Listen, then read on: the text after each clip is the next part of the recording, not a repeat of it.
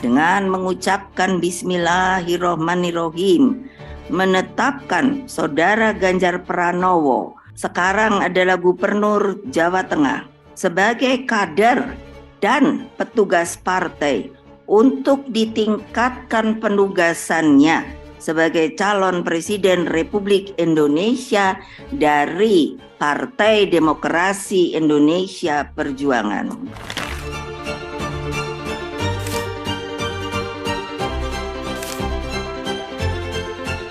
Dan hari ini Ibu mengumumkan memberikan amanat kepada saya yang jauh lebih berat.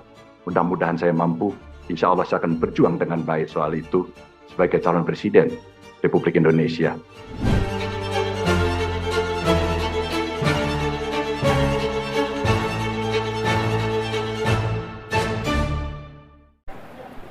Assalamualaikum warahmatullahi wabarakatuh, teman-teman. Selamat datang di Mata Najwa. Saya Najwa Shihab, tuan rumah Mata Najwa, dan saya berada di Kutoarjo, di rumah keluarga kediaman Ganjar Pranowo, dan saya sudah bersama bakal calon presiden dari PDI Perjuangan, Mas Ganjar Pranowo. Assalamualaikum, Mas Ganjar. Waalaikumsalam warahmatullahi wabarakatuh. Terima kasih sudah memberikan waktu untuk Mata Najwa. Sama-sama. Maaf lahir batin dulu nih. Sama-sama, Mas. Maaf lahir batin. Ini udah bajunya saya lihat udah kembaran dengan keluarga. Kembaran biasanya kalau lebaran kita besok bajunya apa ya? Ini kita cari lurik yang dari Jepara.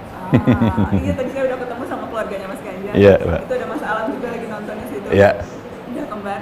Bajunya kembaran, tapi pecinya kayaknya ini peci yang kemarin dikasih Bu Mega bukan sih? Iya dong. Itu ya? Iya. Dan ada signifikansi apa Mas? Ini peci Bung Karno atau gimana? Ibu bercerita bahwa peci itu simbol dari Indonesia. Khas banget. Tapi sisi yang lain ada kulturalnya. Kan khas Indonesia ya. Sebagai orang Indonesia punya ciri khas peci. Jadi nasionalis iya, masuk kultural iya, dan religius. Karena banyak ulama juga dan orang-orang Indonesia yang lain menggunakan kopiah. Jadi filosofinya banyak. Jadi ini simbolisasi juga ya rasanya ya? Saya kira iya. Mas Ganjar, ketika diumumkan 2 hari lagi itu kejutan. Banyak yang kemudian ya tidak menyangka, karena kan spekulasinya nanti bulan Juni, bulannya Bung Karno, tiba-tiba 2 hari lalu diumumkan. Kalau Mas Ganjar sendiri tahu, dapat kabar soal itu kapan, Mas? Saya tidak tahu dan saya tidak pernah memikirkan itu. Jadi di tengah spekulasi semuanya, berita berseliweran, dari media juga mengangkat cerita-cerita itu, hampir-hampir saya tidak peduli. Maka tiba-tiba muncul, saya ditelepon harus ke Jakarta, dan saya tidak memberitahukan siapapun, termasuk anak istri saya. Mbak Atiqah Alam nggak tahu? Tidak tahu. Yang nelpon siapa Mas Oke? Ya? Yang nelpon? Dari Pak Sekjen. Pak Sekjen? Ya, ke Jakarta gitu. Dan sudah memberitahu ini akan dalam rangka pengumuman dari Ketua Umum? Ya, pada saat telepon itu diberikan, iya. Maka saya bilang ini pasti akan ada kejutan yang ramai begitu. Dan istri saya nggak tahu, cuman sempat bocor aja. Bocornya itu curiga. Ayah di mana? Aku di Jakarta. Ada apa? Panggil presiden. Lalu istri saya tanya, loh bukannya presiden di Solo? Ya ini nunggu presiden datang gitu. Tapi rupanya presiden datangnya hari berikutnya. Tapi setelah itu istri saya tidak telepon lagi, dan sebuah proses panjang karena harus menunggu dalam waktu itu, tapi pendek karena waktunya begitu berjalan sangat cepat. Dan saya kira Ibu Mega mempertimbangkan dengan akalnya, dengan logiknya, dengan spiritualitasnya, dengan perenungan yang cukup lama pasti, karena memilih waktu yang mungkin orang tidak menduga. Apa yang disampaikan Bu Mega sebelum kemudian disampaikan secara umum, yang disampaikan awal mula ke Mas Ganjar seperti apa? Ibu Mega tidak menyampaikan khusus ke saya. Setelah Pak Sekjen menelpon saya, ya Ibu langsung memanggil waktu itu, terus kemudian di briefing saja. Yang intinya besok kamu akan mendapatkan penugasan begitu. Sesederhana itu saja. Itu kalimat langsung Bu Mega ke Anda, kan? Ya. Besok akan dapat penugasan. Sebelumnya seberapa sering Mas Ganjar berdiskusi atau seberapa intens berdiskusi soal hal ini, atau sama sekali tidak ada dengan Bu Mega ketika sama bicara sekali soal ini? Tidak. Saya orang yang sangat memahami Bu Mega. Bu Mega itu intuisi politiknya sudah teruji. Bahkan dalam beberapa kasus, mulai dari beliau mengikuti aktivisme di partai sejak PDI kemudian Perjuangan, dan kemudian bagaimana beliau menghadapi situasi tidak mudah, apalagi peristiwa Kuda Tuli, sampai kemudian jalur konstitusi itu betul-betul dilakukan. Beliau punya pengalaman yang sangat-sangat lengkap. Maka saya katakan intuisi. Dan tentu pertimbangan yang sangat komprehensif itulah yang kemudian disampaikan. Maka saya tidak pernah berbicara sekalipun terkait dengan pencapresan ini. Ibu pun juga tidak. Jadi tidak ada semacam fit and proper test langsung atau wawancara begitu? Saya kira dengan intuisi ibu yang sudah sangat luar biasa dalam politik, saya di fit and proper sejak saya ditugaskan di Badiklat, sejak saya ditugaskan di Badan Penanggulangan Bencana, sejak saya ditugaskan di DPR, bahkan saya ditugaskan di Gubernur. Saya kira ini proses panjang melakukan fit and proper kepada seorang Ganjar kira-kira. Karena kan kemudian sampai pada penugasan baru ini butuh waktu yang lumayan lama. Ketua Umum PDIP sampai pada bukan deklarasi pengumuman kemarin, Mas Ganjar. Betul. Sementara kalau dilihat-lihat dari segi elektabilitas, Anda surveinya sudah yang termasuk deretan paling tinggi, konsisten selama setahun atau 2 tahun terakhir. Jadi pertimbangannya tidak semata itu ya berarti? Saya kira yang paling tahu adalah Bu Mega, yang paling tahu. Tapi saya sebagai kader yang lahir di situ, dalam pidato saya kemarin, saya lahir di partai ini, saya digembleng di partai ini, saya mendapatkan penugasan di partai ini sampai detik ini. Dan itu saya kira assessment yang cukup panjang yang dilakukan oleh seorang Bu Mega. Maka pada saat penentuan pasti Ibu sudah mempertimbangkan seluruh yang ada di situ. Ya seperti membuka rapot saja. Pada saat Ganjar ditugaskan di non jabatan publik, apakah itu fungsional struktural partai, meskipun saya belum pernah di struktural gitu, terus kemudian di jabatan publik, saya kira Ibu mencatat satu persatu. Termasuk catatan kemarin ketika rame-rame drama Israel dan U20, Mas Ganjar. Oh ya, saya kira Ibu firm pada soal ini, maka Ibu sampaikan bahwa ini bonding politiknya kita sama, secara ideologis, secara konstitusional, sampai pada satu sikap, dan itu Ibu sampaikan. Salah satu yang disampaikan itu. Berarti yang kemarin ketika kita berbincang dan saya bertanya apakah ini ujian loyalitas, tampaknya itu juga mengkonfirmasi bahwa Anda lulus ujian loyalitas itu dan Anda dapat tiket sekarang. Tidak sekedar, itu hanya satu bagian kecil saja, karena bagian besarnya sebenarnya lebih pada sikap ideologis, sikap partai yang crystal clear. Inilah yang kemudian ditunjukkan. Kemarin ujian yang kecil saja buat saya dari seluruh ujian panjang yang pernah ada. Sejak 93 ya, Mas? Saya kira 92 saya mulai ikut kampanye-kampanye dengan PDI waktu itu.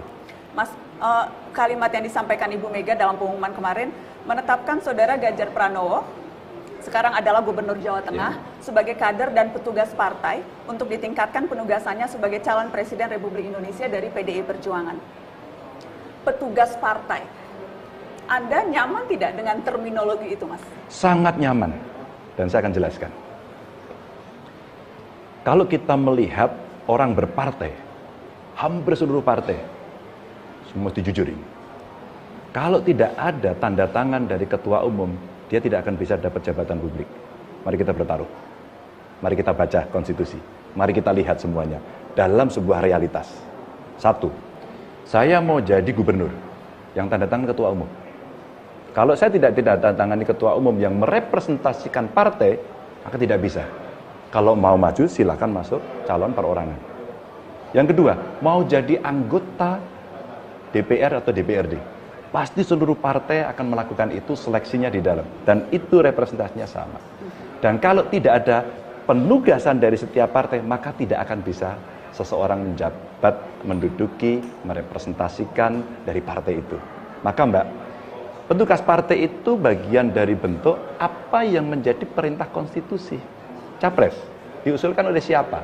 Partai dan atau gabungan partai politik. Representasinya pasti dipilih oleh partai yang direpresentasikan oleh ketua umum. Ditugaskan pada seseorang. Siapa yang paling memenuhi syarat menurut partai itu? Setelah itu belum selesai. Setelah dapat penugasan seperti hari ini ditugaskan, maka berikutnya dia harus melaksanakan fungsi-fungsi, visilah, misilah, pesan ideologis dari partai untuk bertemu dengan masyarakat. Bertemulah kemudian setelah penugasan itu bersama masyarakat. Masyarakat sebagai sebuah kekuatan dan partai bertemu untuk bersama-sama menentukan. Bentuknya apa? Dalam kontestasi pemilu. Disitulah sebenarnya Sanggap Hariso itu, toh saya jadi gubernur, jadi anggota DPR, akhirnya kami berkomunikasi intens dengan rakyat. Petugas partai itu tapi konotasinya mewakili kepentingan partai dan bukan kepentingan rakyat, Mas. Iya, nanti akan dilihat dalam sebuah rekam jejak ketika mereka ada di jabatan publik. Saya tidak berani memberikan contoh orang lain, lebih baik saya kasih contoh saya sendiri. Ketika hari ini masyarakat kemudian menyampaikan protes sesuatu kepada saya yang mungkin tidak setuju, saya layani langsung. Apakah saya konsultasi dengan partai? Tidak. Karena sudah mengerti mana yang kemudian kami harus konsultasi kepada partai, mana yang kemudian menjadi kewenangan. Apakah saya menjadi anggota DPR, apakah saya menjadi gubernur. Dan itu untuk orang, untuk kader yang pernah mendapatkan kaderisasi di partainya, pasti dia sangat tahu pada soal itu. Dan saya salah satu orangnya. Petugas partai, bosnya juragan partai, Mas. Oke, tapi pada banyak keputusan kami boleh kok berdiskusi. Kami bisa kok menyampaikan pendapat, dan Ibu Mega sangat rasional pada soal itu. Menyampaikan pendapat, tetapi keputusan akhir kalau juragannya adalah ketua umum, keputusan akhir ada di tangan ketua umum. Partai akan punya mekanisme masing-masing. Partai akan punya. Apakah mereka punya rapat kerja? Apakah mereka punya rapim?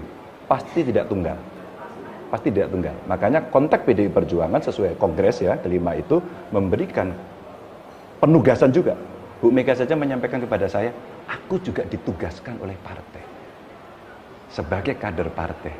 Ditugaskan untuk memimpin ini dan kemudian memberikan amanah ini. Maka dengan maturitas politik, saya kira kita mampu untuk memisahkan pada soal itu. Karena partai ujungnya juga pembelaan rakyat. Dalam real politik, terkadang kepentingan partai itu bahkan bertolak belakang dengan kepentingan rakyat, Mas. Sangat mungkin, tapi diskursus itu kan, dialektika itu selalu bisa terjadi. Negosiasi untuk bisa bersepakat selalu terjadi. Apakah rakyat dengan political pressure, apakah partai dengan visi, misi, dan programnya, maka ada zona netral untuk bisa menyelesaikan itu, namanya parlemen. Maka hampir seluruh keputusan publik, dan itu sudah terjadi pada banyak keputusan. Maka biasanya ketika partai atau kelompok partai memutuskan ini dan masyarakat tidak setuju, apa sih Pak bentuknya? Demo. Apa bentuknya? Mereka dialog. Apa bentuknya? Hearing. Sangat banyak sekali. Maka konsensualisme yang mesti dicapai untuk mengambil keputusan, elemen-elemen masyarakat inilah yang kemudian akan bisa bertemu, yang bila saya di zona netral itu, ya seperti di parlemen itu. Jadi sebenarnya ini biasa saja. Seperti di parlemen, tapi Ketua Komisi 3 Bambang Pacul, kader PDI Perjuangan yang juga teman Anda, Mas Ganjar, itu yang kemudian bikin ramai dan viral pernyataannya kan, ketika bilang siap mengikuti perintah partai. Ya. Yang kemudian sekarang diksi petugas partai itu, Mas, itu diksi yang banyak digaungkan juga dari berbagai pihak, termasuk mungkin juga dari lawan-lawan politik Anda untuk menggambarkan Ganjar Pranowo ini memang nanti akan nurutnya ke ketum partai, tidak akan mendengarkan rakyat. Memangnya kader partai, memangnya calon yang lain, ya, ketika dia maju, dia tidak mencari partai, Mbak. Silakan disebut yang sudah ada. Cari partai ini, mencari partai itu, ngelamar sini, ngelamar situ. Partai kan? Dia ditugaskan nggak oleh mereka? Kalau mereka dia tidak ditugaskan, dia bisa dapat itu. Enggak. Dalam sistem partai, tidak ada demokrasi tanpa partai politik. Saya memilih jalan sebagai seorang kader. Mbak, kebetulan saya pernah menjadi ketua pansus undang-undang parpol. Fungsi partai politik, agregasi politik, sumber rekrutmen kader. Ya. Maka dia melakukan diklat, dan kader inilah yang kelak kemudian akan mendapatkan penugasan. Ya. Soal diksi inilah yang kemudian menjadi satu perdebatan, dan kami, mekanisme internal PDI Perjuangan, kami mengambil diksi itu dan tidak masalah buat kami.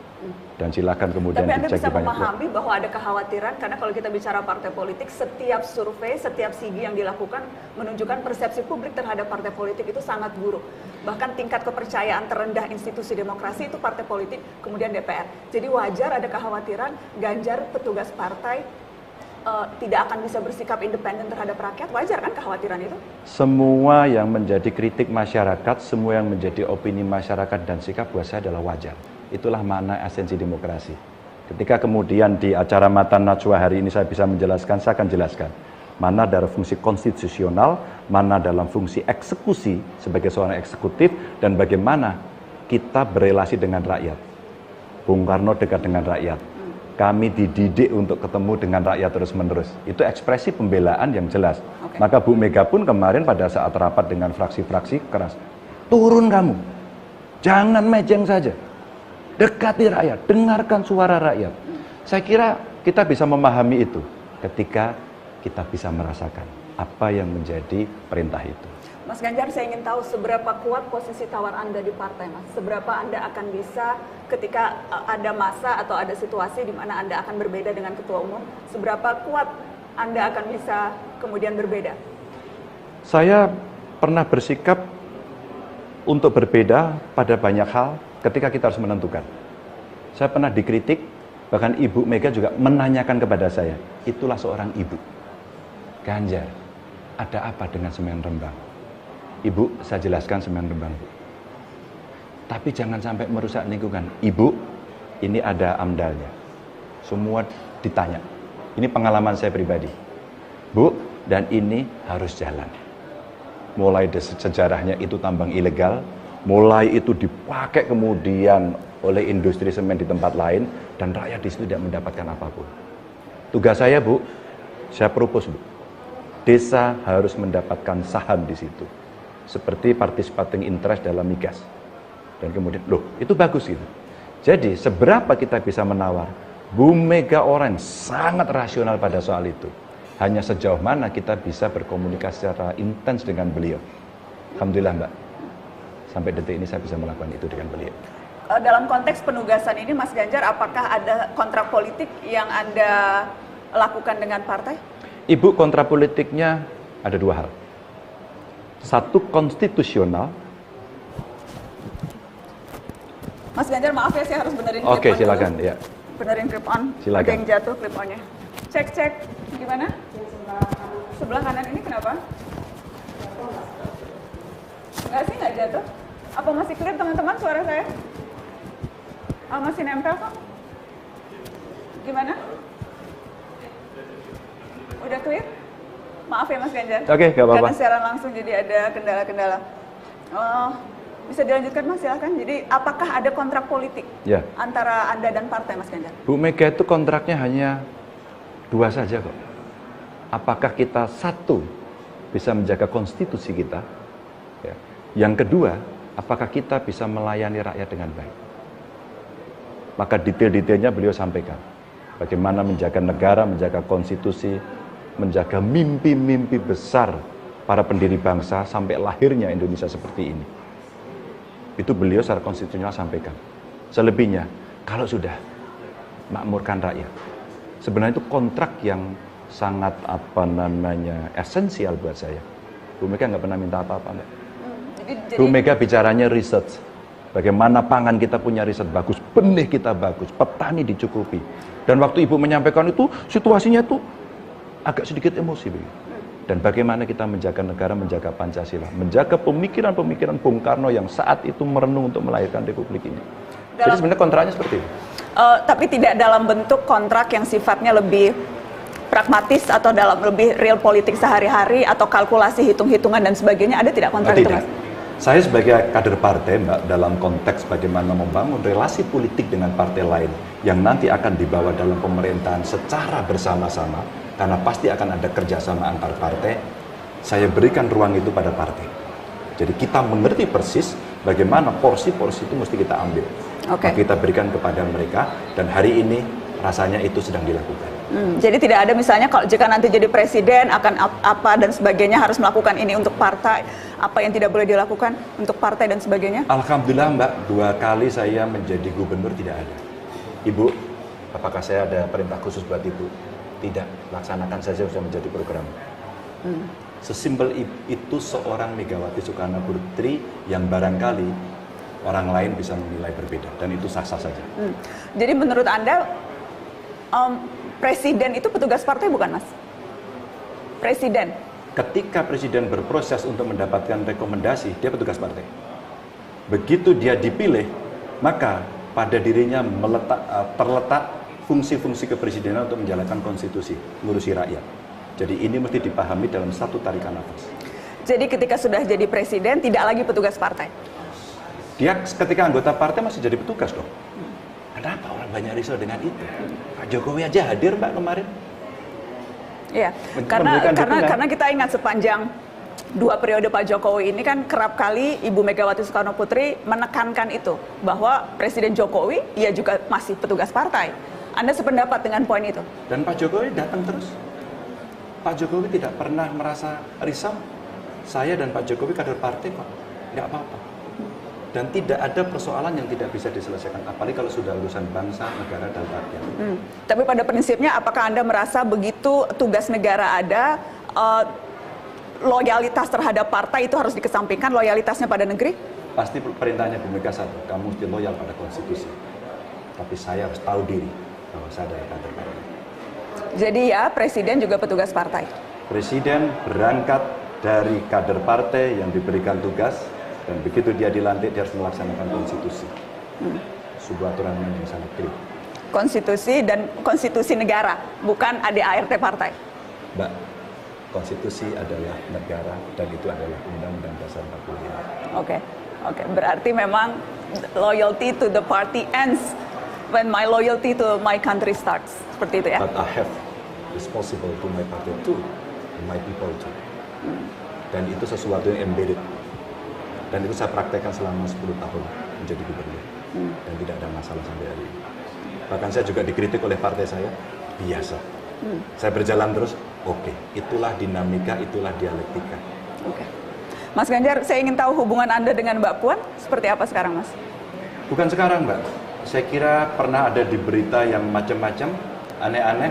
Pada saat acara Mas Kaisang menikah, saya ketemu Mbak Puan. Pada acara Muhammadiyah, saya ketemu Mbak Puan. Pada acara HIPMI, saya ketemu Mbak Puan. Kemarin saya nggak bisa dampingi beliau di Boyolali, saya WA-WA-an. Baik-baik saja, Mbak. Dan kemarin ketemu, kita tertawa, tertiwi. Mbak, aku telepon-teleponan, Mbak. Ya nanti, oke Mas. Mbak, besok kita buat acara di Jawa Tengah. Oke, kita siapin. Karena kan dalam 2 tahun terakhir tergambar seperti ada friksi internal, perdebatan begitu, terkait dengan pencapresan. Apakah Ganjar Pranowo yang akan dapat tiket atau Puan Maharani? Mbak, dalam rumah tangga dinamika selalu ada kan? Tidak hanya rumah tangga partai, rumah tangga yang biasa saja, kayak kami biasa saja bertengkar seperti itu. PDI banyak satu aja, Mbak. Kamu boleh bertengkar, tapi ketika Ibu memutuskan, apa yang terjadi kemarin, Mbak? Ganjar mendapatkan penugasan, peningkatan penugasan berikutnya sebagai capres. Seluruhnya langsung konsolidasi. Saya sampaikan, Mbak Puan terima kasih, Mas Nanan terima kasih, Mas Hasto terima kasih, satu-satu saya sampaikan. Dan saya WA Mas Pacul. Mas Pacul, selanjutnya kita perlu konsolidasi, minta arahan. Karena beliau pengurus partai. Ya. Oke Pak Gub, kita akan ketemu setelah ini. Oke Mbak. Mas Utut saya sampaikan, Mas Utut selanjutnya kita minta arahan. Oke Mas, kita besok konsolidasi. Itu hebatnya PDI Perjuangan. Jadi tidak ada dialog atau tidak ada kesepakatan tertentu dengan Mbak Puan Maharani sebelum keputusan ini diambil, Mas? Karena kan kita tahu 2 tahun terakhir kan kerap mengkampanyekan dirinya atau ya dikampanyekan pihak lain untuk tiket yang akhirnya Anda dapatkan, Mas Ganjar. Mbak, kader PDI Perjuangan yang masuk di survei-survei tidak hanya saya loh, Mbak. Ada Mbak Puan, ada Bu Risma, pernah ada Ahok, ya muncul nama-nama ini. Ada Ganjar. Biasa saja buat kami. Semua boleh melakukan itu, semua ada dinamikanya. Tapi ingat, begitu ada keputusan dari Bu Mega, pasti semua akan jalan dan terbukti hari ini. Kemarin di pidato Anda, Mas Ganjar menyebut bahwa Mbak Puan dulu Panglima Tempur, karena kan sempat menjadi ketua tim pemenangan Anda ketika di Jawa Tengah. Dan Bu Mega mengatakan Mbak Puan mendapatkan tugas memenangkan Pilpres dan Pemilu. Apakah itu artinya ketua tim pemenangan juga nanti akan Puan Maharani, Panglima Tempur seperti istilah Anda, Mas Ganjar? Itu nanti partai akan menentukan. Maka Mbak, siapa nanti yang akan memimpin, ya? Itu partai akan menyiapkan. Tentu kerjasama dengan partai yang lain, sehingga nanti sinkronisasinya mesti dilakukan. 2, kita punya PR. Kami di partai ini punya PR, Mbak. Ya menang Pilpres, ya menang Pileg. Maka tugas mereka semua konsolidasinya sangat serius pada hari ini. Siapa yang akan menentukan itu? Kita harus tahu, ada struktur partai, ada pengurus partai, maka mereka lah yang menyiapkan. Nanti penugasannya kepada siapa, ya sudah dilakukan perintahnya oleh Ibu, dan tinggal bekerja saja. Sehingga nanti siapa yang akan ditunjuk di lapangan, itu partai. Tugas saya sekarang menjadi calon, dan kemudian saya harus bertemu dengan rakyat. Dan Ibu perintahkan itu. Dalam- ketemu dengan rakyat. Dalam konteks komunikasi dengan partai lain, sekarang kan peta politik terakhir ada 3 koalisi, Mas. Ya. Koalisi Perubahan, kemudian Koalisi Indonesia Bersatu, Koalisi Kebangkitan Indonesia Raya. Posisi PDI Perjuangan, kalau kita bicara peta koalisi sekarang, seperti apa, Mas Ganjar? Ya, saya kira keputusan kemarin yang diumumkan oleh Bu Mega menjadi game changer. Karena setelah ini partai-partai pasti berkomunikasi. Kemarin saya mendengar langsung Hanura deklarasi mendukung saya. Ya. Rasa-rasanya dalam beberapa hari ini juga akan ada partai yang lain. Nah, dalam hal inilah komunikasi politik kemarin sudah disepakati bahwa pengurus partai akan berkomunikasi, bukan Ganjar. Tugas Ganjar sekarang seperti manten, Mbak. Duduk, terima tamu, komunikasi, bicara. Tapi yang mereka, tim besar ini akan menyiapkan segala sesuatunya nanti pada saat relasi-relasi itu dibangun dengan partai-partai yang lain. Begitu. Preferensi Anda apakah, karena kan sebetulnya PDI Perjuangan bisa maju sendiri, Mas. Cukup kursinya untuk mencalonkan Anda sendiri. Preferensi Anda apakah misalnya bergabung dalam koalisi atau mungkin koalisi besar seperti yang waktu itu disebut Pak Jokowi atau seperti apa? Indonesia ini gede banget, Mbak. Dan tidak ada partai yang single majority di parlemen. Itu mesti jadi catatan. Underline-nya sudah jelas. Maka bangsa ini terlalu besar untuk diurus sendirian. Menurut saya, kerjasama itu menjadi begitu penting. Dan pada saat dulu MPR disusun, Mbak, itu pun yang tidak terwakili oleh partai politik, itu diberikan, ingat utusan daerah, ingat utusan golongan. Maka representasi seluruh kelompok masyarakat itu diberikan ruang, agar dalam pengambilan keputusannya itu betul-betul representatif. Meskipun tidak 100%, tapi optimalnya akan bisa dicapai. Maka menurut saya, penting untuk kemudian bekerja sama dengan partai yang lain. Jadi itu realitas, fakta-fakta, angka-angka yang ada, dan kita mesti menyiapkan Indonesia ke depan yang dikelola oleh anak-anak bangsa secara bersama. Saya mau bicara cawapres, Mas. Karena ini juga isu yang paling seksi. Siapa cawapres Ganjar Pranowo? Partai masih akan diskusi, pasti masih akan dialog, tentu akan banyak pertimbangan, dan sekarang lagi berproses.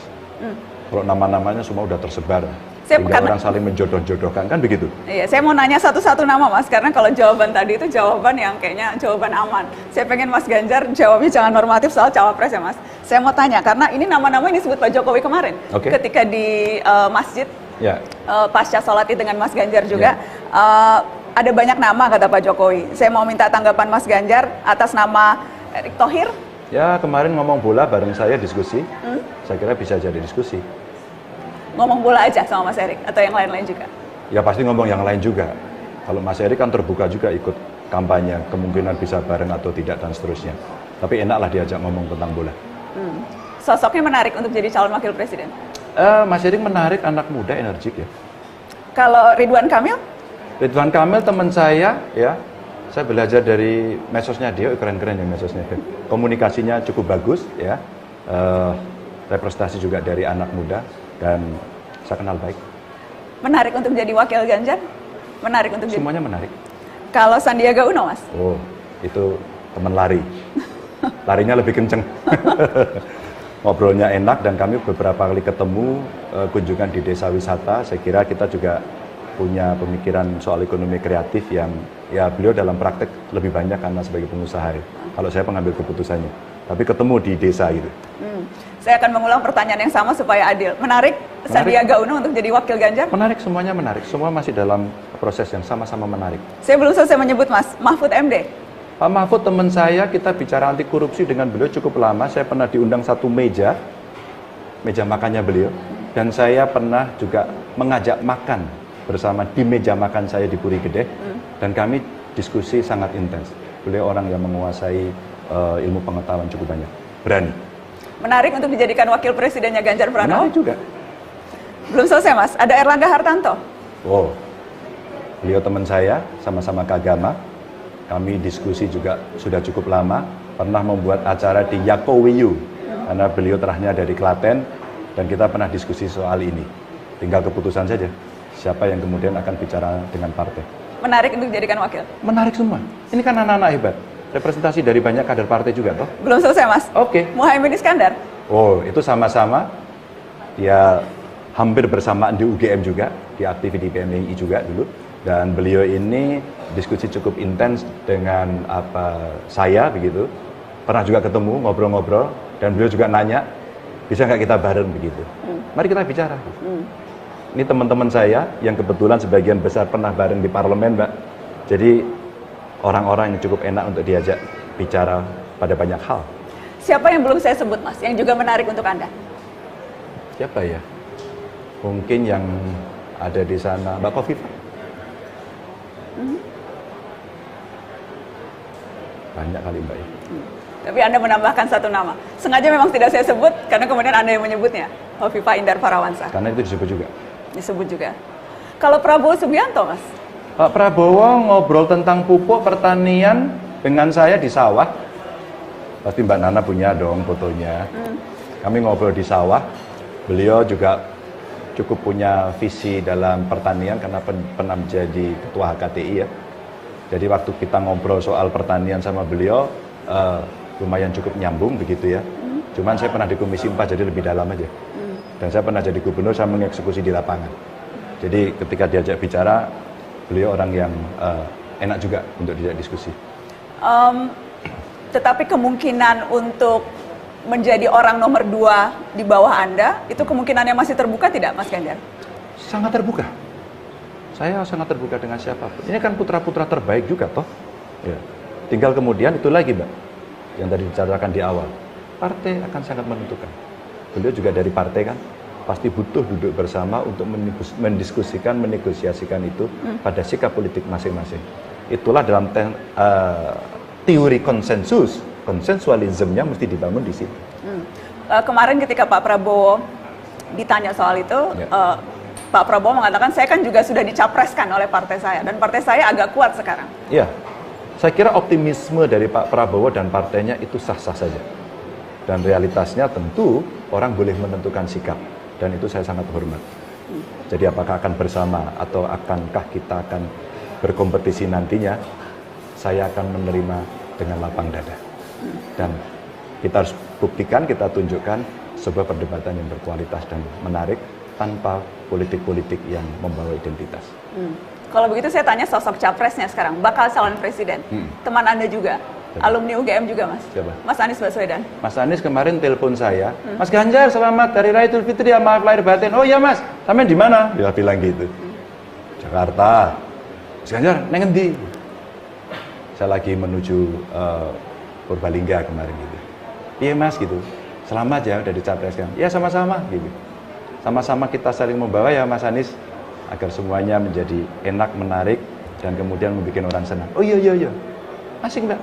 Saya tidak ada yang tidak ngobrol dengan nama-nama yang Mbak Nana sebut itu. Jadi saya bisa berkomunikasi dengan asik dengan mereka.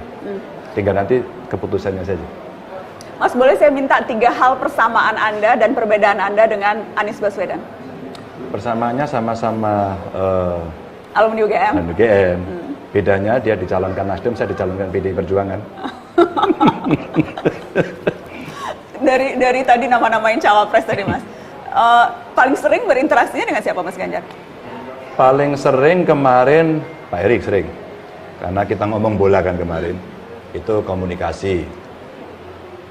Pak Prabowo kemarin setelah bertemu di sawah, kita ngobrol. Tapi intensitasnya sering itu bukan rapet banget gitu, enggak. Ya. Mas Sandi pada saat ngomong bola juga kita bicara ya. Pak Mahfud, tapi agak lama sih, tidak kali-kali terakhir ini tidak. Kita juga sempat ngobrol agak lama di Semarang begitu ya. Jadi kita komunikasi dengan mereka. Mas Ganjar, kalkulasi Anda akan ada berapa calon presiden ya Mas? Bisa 2, bisa 3. Kalau tidak terjadi deal di antara partai politik, 4. Memungkinkan bisa 4? Sangat. Buat Anda semakin sedikit calon, semakin mudah atau semakin menantang? Sama saja. Sama saja? Sama saja. Karena kalau 2 seperti kemarin, pasti tidak akan ada putaran kedua. Mbak, kalau seorang kader sudah ditunjuk, dan dia harus melakukan tugasnya dengan baik, dia harus siap untuk berkompetisi dengan cara apapun, dengan siapapun. Dia mesti tunjukkan itu. Mas, saya ingin tanya soal Pak Jokowi. Peran Pak Jokowi dalam pencalonan Anda ini sejauh apa, Mas? Saya kira Pak Jokowi pasti berkomunikasi intens dengan Bu Mega. Saya tidak tahu satu persatu. Tapi dari beberapa kali pertemuan beliau, apakah makan Pak Jokowi di tempat Bu Mega yang kangen dengan nasi gorengnya, apakah Bu Mega yang ke istana, atau beberapa kali ketemu di lapangan, saya kira beliau berdua sedang menyiapkan itu. Saya kira Pak Jokowi dengan saya sejak dari awal sudah menunjukkan. Biasanya kalau ke lapangan dia menunjukkan gini, Bapak Ibu apa kabar? Ya, Pak Jokowi. Lalu Pak Jokowi begini, ini siapa? Pak Ganjar. Tuh Pak Ganjar, rakyatnya kenal sama Pak Ganjar. Sebagai orang yang kenal Jokowi, ya, orang Jawa begitu memahami gestur itu, oh iya Pak Jokowi mendukung saya. Dan itu dilakukan beliau berkali-kali gitu ya. Jadi beliau berdua berkomunikasi dan kemudian ikut dalam keputusan ini. Seberapa penting endorsement atau dukungan Pak Jokowi terhadap pencapresan Anda, Mas Ganjar? Pasti penting sekali, Mbak. Karena apapun namanya, Pak Jokowi juga punya banyak dukungan. Pak Jokowi hari ini incumbent, dan Pak Jokowi hari ini punya catatan prestasi yang relatif bagus. Dan itu menurut saya kolaborasi yang sangat bagus ketika Bu Mega punya kader ada Pak Jokowi, hari ini menugaskan saya, kita bisa berdialog dengan pengalaman-pengalaman itu. Ingat loh Mbak, Bu Mega pernah menjadi wapres, pernah menjadi presiden. Dan Pak Jokowi, wali kota, gubernur, dan presiden. Dua tokoh yang saya kira tidak terlalu banyak orang Indonesia punya pengalaman ini. Maka buat saya mereka punya bobot yang tinggi dan pengaruh yang tinggi. Penting banget. Tapi kalau kita bicara sinyal-sinyal dukungan, rasanya sinyal-sinyal itu tidak hanya diberikan ke Anda, Mas Ganjar, tapi juga ke Pak Prabowo Subianto. Pak Prabowo di-endorse juga oleh Pak Jokowi, tidak dipungkiri. Itulah hebatnya Pak Jokowi ketika kemudian menteri-menterinya yang saya dengar ketika mau running dia izin. Tapi ingat, Pak Jokowi pernah bercerita, saya ikut pemilu dan belum pernah kalah. Pak Jokowi sedang melihat apakah dengan Pak Erik, Pak Sandi, Pak Prabowo, Pak Erlangga, Mbak Puan yang sering diajak dengan Pak Jokowi untuk jalan. Saya kira kalau bacaan saya berbeda. Pak Jokowi sedang merasakan suasana kebatinan masyarakat ketika merespon calon-calon yang beliau bawa. Pak Jokowi sedang membaca dengan sangat jeli apa yang sebenarnya diharapkan oleh rakyat, siapa sebenarnya yang akan didukung oleh rakyat. Dan saya kira sebagai seorang bapak yang anak-anaknya sedang diizinkan untuk penjajakan, maka sesuatu itu ya beliau lihatlah begitu. Tapi Anda yakin, Anda percaya diri, dukungan satu-satunya hanya untuk Ganjar Pranowo? Hanya Pak Jokowi yang tahu. Tapi dari gesturnya, saya juga tahu. Bahwa ya, hati Jokowi hanya untuk Ganjar, bukan Prabowo, bukan yang lain? Setidaknya setelah Ibu mengumumkan itu, Pak Ganjar pulang bareng saya. Dan saya duduk bersamaan dengan Pak Jokowi di mobilnya, di Indonesia 1. Pak Pram duduknya di depan, kami ngobrol. Dan ternyata Pak Jokowi pulang ke Solo, hanya saya yang menemani di kabin Presiden. Apa yang dibicarakan di atas pesawat itu, Mas? Tentu rahasia. Tapi beliau memberikan briefing yang terlalu banyak buat saya. Dan menurut saya hal-hal yang sangat strategis.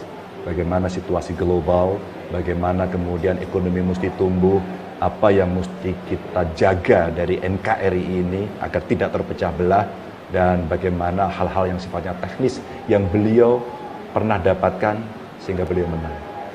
Tapi siangnya ketemu Pak Prabowo juga loh. Pak Prabowo datang ke rumah Pak Jokowi, makan bersama. Jadi bukan hanya Ganjar seorang yang disayang Jokowi. Itulah hebatnya Pak Presiden yang bisa menerima banyak orang. Itulah Bapak yang bisa menerima anak-anaknya. Tapi sholatnya bareng saya. Gimana Pak? Sholatnya bareng saya kemarin. Sholatnya bareng Mas Ganjar. Jadi ini kalau pakai kartu skor, main skor-skoran ya Mas? Kalau Mbak Nana pasti langsung hitung, ambil kalkulator kemudian dihitung. Skornya lebih banyak siapa nih? Rasa membaca tanda-tanda Pak Jokowi lebih banyak siapa? Tapi saya mau menegaskan, penting terutama untuk hitung-hitungan elektoral. Karena pendukung Pak Jokowi masih sangat banyak dan penting untuk Ganjar mengamankan dukungan dari relawan Jokowi. Satu Mbak, kalau Anda bicara mulainya dari elektoral dulu, pasti. Kalau bicaranya adalah experiences yang dimiliki, termasuk jabatan Pak Jokowi hari ini, beliau mentor yang bagus. Dan saya bisa belajar dengan beliau banyak hal. Saya dikenalkan dengan banyak kepala pemerintahan, saya dikenalkan dengan banyak kepala negara, saya dikenalkan dengan banyak tokoh dunia. Apa mungkin? Apa bisa? Sama dengan Bu Mega ketika kemudian, coba kamu hubungi ini, kamu komunikasi dengan sama. Dua guru yang membantu saya. Dan tentu saja, apa yang sudah menjadi pondasi yang sudah diletakkan oleh Pak Jokowi harus berlanjut, Mbak. Harus berlanjut. Karena ini yang kemudian keberlangsungan pembangunan yang sekarang ini begitu menunjukkan bahwa Indonesia mulai berbicara di pentas dunia, harus kita jaga keberlangsungannya. Mas Ganjar, jadi Anda hanya akan melanjutkan apapun yang dilakukan rezim pemerintahan sekarang? Mbak, tentu kita melihat yang bagus kita teruskan. Tapi Pak Jokowi itu pernah menyampaikan kepada saya, kalau ada yang keliru, silahkan Pak Gubernur dikoreksi. Dan beliau sampaikan cerita-cerita itu. Dan tentu kita butuh mengakselerasi, kita butuh mempercepat, kita butuh agile terhadap situasi perkembangan dunia yang sangat disruptif, ya. Dan kemudian ada cara metode yang lain yang menurut saya memang harus dilakukan. Apa misalnya, Mas? Apa hal baru dan berbeda yang akan Anda tawarkan berbeda dengan Pak Jokowi? Karena di berbagai kesempatan, termasuk di pidato Anda kemarin, Anda mengatakan hanya kita yang terus berkomitmen untuk terus melanjutkan ini. Sementara kalau pemilu, orang biasanya mencari ada hal yang baru. Apa yang baru dari Ganjar? Mbak, sekarang kita bicara industrialisasi yang sedang kita kembangkan. Meskipun di sisi lain kita harus menjaga aspek lingkungan. Tapi percepatan yang mesti dilakukan ini, siapa yang bisa mengawal? Kalau kemudian kita melakukan industrialisasi, katakan kemarin ya, Pak Jokowi membuat hilirisasi. Emangnya stop di hilirisasi? Kan tidak. Hilirisasi mesti dituntaskan sampai pada industri. Lalu SDM kita bagaimana? Ini mesti crash program, Mbak. Lembaga riset harus dihadirkan, kampus diberikan penugasan, dan ini mesti dibereskan dengan time frame yang jelas.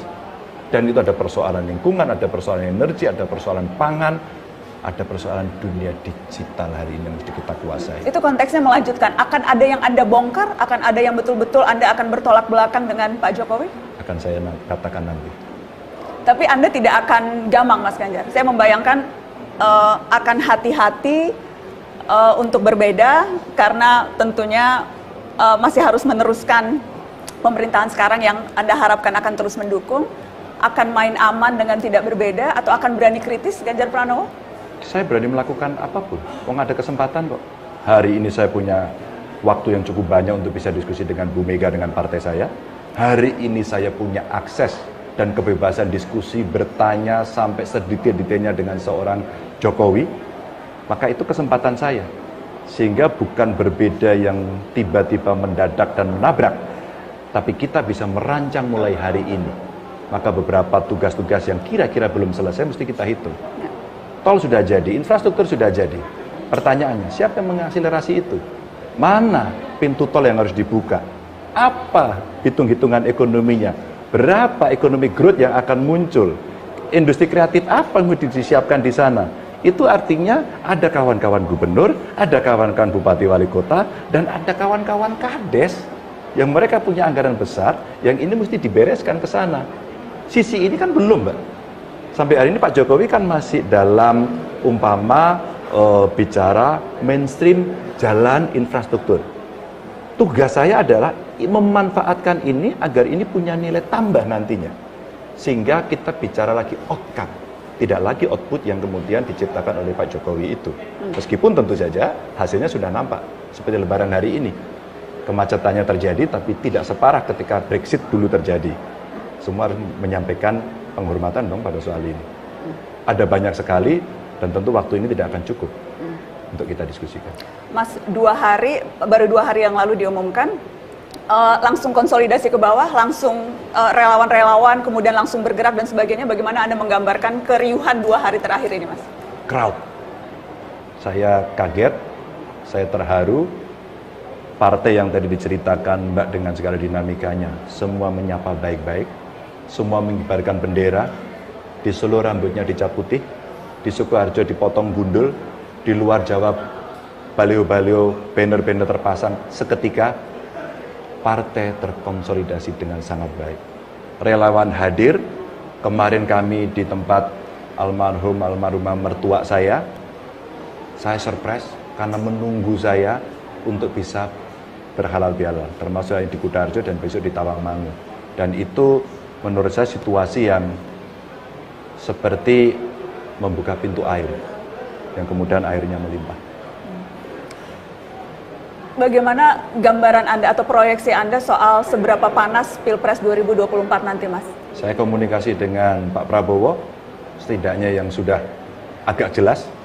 Saya komunikasi dengan Mas Anies, maka saya katakan kalau toh kita harus berkompetisi, kita ciptakan perdebatan yang menarik, yang tidak mengandung unsur sara, yang tidak hanya sekedar menyakiti, dan saya kira mereka yes. Mudah-mudahan masyarakat kemudian menjadi tahu, kita ada pemilu berkali-kali, Mbak. Pilpres berkali-kali, Mbak. Cebong kampret pernah ada. Apa kita mau ngulang? Janganlah kita jadi keledai, dan kita sanggup kok melakukan itu. Karena saya setidaknya tidak punya beban-beban masa lalu, sehingga saya melakukan bahkan dengan insya Allah lebih enak. Tidak punya beban masa lalu, Anda aktivis mahasiswa, sempat sebelum ke ruang publik Anda sempat jadi konsultan HRD, betul Mas? Betul. Bekerja berapa tahun itu Mas dulu? Ya kira-kira ada 3 tahun magang dengan tokoh-tokoh hebat, Pak Cacu, ya. Terus kemudian ada Pak... Itu begitu lulus dari UGM tuh? Ya. Konsultan HRD, kemudian Anda 2 kali anggota DPR. Betul. 2 periode gubernur Jawa Tengah. Iya. Dan sekarang bakal capres PDI Perjuangan. Menurut Anda, rekam jejak kehidupan publik Anda, dan mungkin kehidupan personal juga, karena kita lagi di rumah, saya nanti mau tanya-tanya soal itu. Boleh. Itu cukup untuk menyiapkan Anda jadi orang nomor 1 di negeri ini, Mas? Rumah ini menjadi saksi kami berangkat dari sesuatu yang sangat bawah. Rumah ini menjadi saksi betapa hutangnya Bapak Ibu saya. Betapa mereka dengan segala susah payah membesarkan anaknya dan pingin anaknya nasibnya lebih baik. Foto-foto pemilu ini Bapak saya waktu coblosan, ya Mbak ya, semuanya ada di sini Mbak. Saya kira tempaan-tempaan hidup buat saya sudah cukup. Maka buat saya izin sama anak, izin sama istri, izin ayahmu, suamimu itu wakafkanlah pada rakyat, pada bangsa dan negara. Dan anak saya, istri saya sudah mengalami sejak saya jadi anggota DPR. Maka mencari hari libur begitu mahal minta ampun. Maka sampai kemarin saya berhutang karena tidak bisa menemani istri saya untuk sekedar menunjukkan prestasinya menjadi maratoner di Tokyo Marathon. Yes. Saya sebenarnya menyesal, tapi ya itu pilihan. Itu ada Mbak Atiko, ada Alam. Iya. Boleh kita ajak ngobrol, boleh Mas? Kita undang ya. Boleh ya, gabung ya. Mas, jadi berapa tahun waktu itu Mas Ganjar di rumah ini?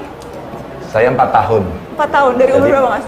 Jadi pindah dari Alam kelas 6 SD, kelas 6 SD, terus kemudian 3 tahun SMP begitu ya. Terus kemudian ya 4 tahun di sini, terus kemudian saya ke Jogja bersama kakak saya, sekolah SMA di sana, kos di sana, kuliah di sana gitu. Mas sempat ada cerita Mas Ganjar terusir dari rumah, tuh rumah yang ini apa yang mana? Oh bukan, yang di Tawangmangu. Untuk beli rumah ini. Saya masih ingat tuh rumah ini harganya 2,2 atau 2,4 juta saat itu. Tahun 80 gitu ya. Terusir karena tidak bisa bayar utang waktu itu ayah ibu? Jadi rumahnya sudah dibeli, sudah dibayar, tapi karena belum bisa dapat rumah ini, kami ngontrak dulu. Nah, pada saat kami ngontrak itulah sebenarnya secara kontraknya itu karena pembelinya minta segera dikosongin dong gitu. Tapi pembelinya teman bapak saya yang orang baik juga. Saya ingat kita pernah ngobrol Mas waktu itu, dan Mas Ganjar cerita ada warung tempat di mana selalu ibu Mas Ganjar ngutang, bukunya tebel segini, sampul coklat. Ini warung yang di sini apa gimana? Bukan, itu di Tawangmangu, namanya Mbak Yarni. Mbak Yarni itu punya toko, sehingga kalau bapak gajian terus kita datang ke warung itu, anak-anaknya dibawa. Ibu mau belanja siapa? Ikut, kita ikut karena kita pengen dapat jajan. Kita nanti bawain beras, bawain sayuran. Nah, ibu saya bayar, Mbak. Kami waktu itu tahunya ibu saya belanja bayar. Ternyata enggak. Itu bayar hutang yang bulan lalu, ini hutang lagi dicatat baru gitu ya. Itu di situ. Tapi kalau di Kutarjo ini, dari jalan depan rumah sampai ujung itu dulu kami punya kios bensin sama toko kelontong. Mas Ganjar biasa jaga di sana? Jaga di sana. Saya kalau waktu SMA di Jogja sempat pulangkan bensin, Mbak. pakai angkot ke pom bensin di sana, terus nungguin nongkrong, kita pakai shift gitu. Kalau inget-inget sekarang itu berasanya hidup susah menderita atau nggak berasa susah waktu itu, Mas? Waktu itu baik-baik saja tuh Mbak, karena kita berada pada situasi yang diajarkan orang tua saya, kamu mesti hidup diterima, sederhana dan sebagainya. Maka sampai situasi seperti ini, alhamdulillah, insya Allah bisa, udah deh cukup lah gini, nggak usah apa-apa. Saya punya dua orang hebat ini ya, anak hebat, istri hebat itu lah semua. Alam kenapa jadi Mas jatuh atau gimana sih, Alam? Kesleo atau gimana? Kalau dari infonya Mas Gibran sih katanya di tackle Harry Maguire. Tapi ya Mas lagi main futsal? Lagi main futsal, Oke. pas habis 3 lebaran Mbak, jadi Masih berasa ya? iya. Pas Gaya. pengumuman itu, Mbak Tiko katanya nggak tahu, jadi dadakan. Nggak tahu. Iya. Tega banget ya Mas Ganjar nggak ngasih tahu ya? Enggak sih, kalau untuk Emang nggak pernah ini? hal-hal yang memang rahasia berkaitan dengan pekerjaan, tidak semua hal itu disampaikan ke saya dan saya sangat menghargai ruang itu. Saya juga nggak mau cross the line. Apa yang perlu saya ketahui yaitu saya akan mendengarkan dan saya juga akan menjaga rahasia itu. Ketika ada sesuatu yang perlu dikip itu menjadi rahasia, ya udah. Saya tidak akan menuntut penjelasan. Ini kenapa sih kok ke Jakarta? Cuma saya nanya, ada acara apa di Jakarta? Oh, ada acara penting. Oh yaudah. Udah kalau ada presiden, saya nggak akan nanya detail. Udah ada feeling kayaknya nih atau? Enggak Mbak. Enggak. Jadi kebetulan. Tapi taunya dari mana? Dari. Belum saya tanya loh Mbak. Aku tuh sampai sekarang belum nanya. Terus taunya dari mana itu? Taunya lah jangan-jangan dari TV, enggak kan? Taunya Enggak, udah. Soalnya kebetulan itu kan saya kebetulan kalau Ramadan, kalau liburan kan memang fokus Mbak. Fokus karena ya semua muslim pasti ingin dapat Lailatul Qadar ya. Jadi saya lebih banyak beribadah saat itu, nggak terlalu melihat berita atau apa. Tapi ketika habis sholat zuhur itu kok tiba-tiba banyak banget WA termasuk dari keluarga. Tetapi ketika kemudian jadi saya akhirnya lihat ketika belum ada statement resmi dari Bu Mega, saya tidak akan memberi respon ke masyarakat. Tapi begitu ada statement, baru saya ya terima kasih supportnya. Apa yang pertama terlintas di benak Mbak Atiko dan Alam ketika dengar itu? Ya ini amanah ya, amanah. Tapi saya percaya karena Mas Ganjar ini kan orangnya fighter sekali. Orangnya sangat sabar dan tabah. Jadi insya Allah ya saya sebagai support system itu bisa menjalankan fungsi sebagai supporter itu dengan baik. Alam gimana Alam? Ya masih awal banget kan ya. Jadi nunggu maka selanjutnya soalnya kan dari kemarin juga isinya banyak semiotik. Jadi ya kita lihat juga semiotik selanjutnya. Gitu. Tapi udah siap. Ya kalau tadi kan ngobrol sama Bapak kan kalau siap di sini kan saya artikan sebagai misalkan siap hari Bapak diserang atau seperti apa kayak gitu ya. Kalau tadi Mbak Nana ngobrol sama Bapak kan bicara soal banyak kader partai. Nah kebetulan nih keluarga juga kader MU Mbak. Jadi Beda kader ini, aku beda kader. Jadi udah paham lah ya, kita bagaimana rasanya dibully kalau jadi fans MU tuh udah paham Gitu sekali. ya. iya cuman ya Yang paling paham dibully itu Arsenal, tapi alhamdulillah lagi tinggi sekarang. Jadi kita ya, kalau MU ya mohon maaf ya. iya tapi kan kalau bicara 3 pertandingan kemarin beda lagi ceritanya. Enggak lama. Oh iya, panjang nanti urusannya panjang. Tapi itu dibully karena aku ingat waktu Mas Ganjar bilang waktu rame-rame Piala Dunia, serang saya tapi jangan serang keluarga saya. Kalau sekarang udah nggak bisa ngomong gitu rasanya Mas. Kalau Sudah diserang ngomong ya, Mbak? Udah harus siap ngomong dong, sama karena dia. pasti akan ikut diserang dong. Tapi sebetulnya ketika Mas Ganjar, terutama kita jadi gubernur ya, kita sudah kayak ada exercise-nya. Setiap ada kebijakan-kebijakan yang mungkin ada pro kontra, kita pasti kena getahnya.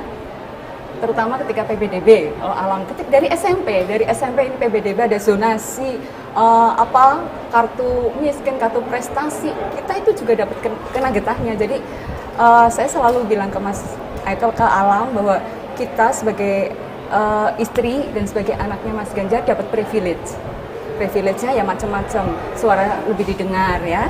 Tetapi di balik privilege itu juga ada responsibility dan risiko, konsekuensinya pasti ada.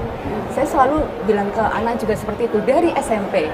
Dari SMP sebenarnya saya juga kasihan karena dia anak tunggal, jadi otomatis tidak ada tempat sharingnya ya. Kalau misalnya anak-anak dua kan yang dibully dua, nah ini cuma satu. Seberapa sering jadi sasaran tembak selama ini? Kalau selama ini sih mungkin lebih emang pas banyak yang baru-baru ini itu ya. Tapi ya, yang menarik sih Mbak, dulu tadi juga Bapak sama Mbak Nana sempat mention soal itu ya, semen tenggang ya. Itu jadi esai saya waktu SMP sama guru PKN saya itu ditantang suruh bikin esai seperti itu. Jadi ya untuk hal-hal yang sifatnya sensitif kayak ini saya cukup coba bikin rasional lah ya. Dewasa ya Mas? Dewasa. Oh banget. Alam umur berapa sekarang Mas? 21. 21. Mbak, Alam ini TK ya, TK ya, Bunda di ITB Jepang TK kan. Ini sama saya pernah menjadi single parent 2 tahun. Oh ya? 2,5 tahun. Jadi dia ke ITB terus kemudian ke Jepang, saya sama dia. Jadi saya gantiin Popo ngompol kalau jam 10 udah pasti ngompol ya. Dan dia udah terbiasa sendiri. Kalau ditelepon maknya, waktu itu belum bisa model V-call, masih komputer dipasangi kamera, inget nggak itu? Itu kalau ditelepon, maknya udah kangen banget, gimana gitu dia. Udahlah gitu. Jadi dia udah terbiasa. Jadi kemarin yang pas U20 itu justru dia teleponnya ke aku. Jadi kalau kan doain ayah setabah gitu. Terus Mak ya. Alam malah yang telepon ke aku. Saya justru kasih khawatirnya ke Bunda gitu. Tapi kalau sama laki-laki beda Mbak. Gitu ya. Dia nggak telepon saya, dia ke ibunya. Dia lebih khawatir sama mamanya. Kalau saya cuma saya kilimi aja batu karang di tengah lautan. Itu loh kokohnya. Tapi kemarin Mas Ganjar sampai bilang jangan serang istri dan anak saya, itu berarti levelnya memang berbeda yang kemarin itu. Oh ini Diteror macam-macam. serangan di medsos yang memang oke lah saya terima ya, apapun namanya mereka mengekspresikan dan tidak pernah saya blok gitu ya. Saya bukakan, tapi sebagai bapak saya bertanggung jawab pada anak dan istri saya. Karena dia sebenarnya tidak tahu pada putusan saya kan. Sampai teror, Mbak? Ya, semuanya ini sampai saya itu mematikan HP, kemudian sosmed juga saya puasa. Ya, untungnya alhamdulillahnya tuh ketika bulan puasa gitu ya. Jadi saya kalau menurut saya sih kalau kondisi paling sulit itu tempat curhat tertinggi ya yang di atas. Akan mendapatkan ketenangan yang luar biasa. Udah pengalaman lah Mbak sekarang. Gitu ya. Siapin besok dibully, 1 sabar, 2 senyum aja. Karena perjalanan masih akan panjang ya. Pasti. Masih akan panjang.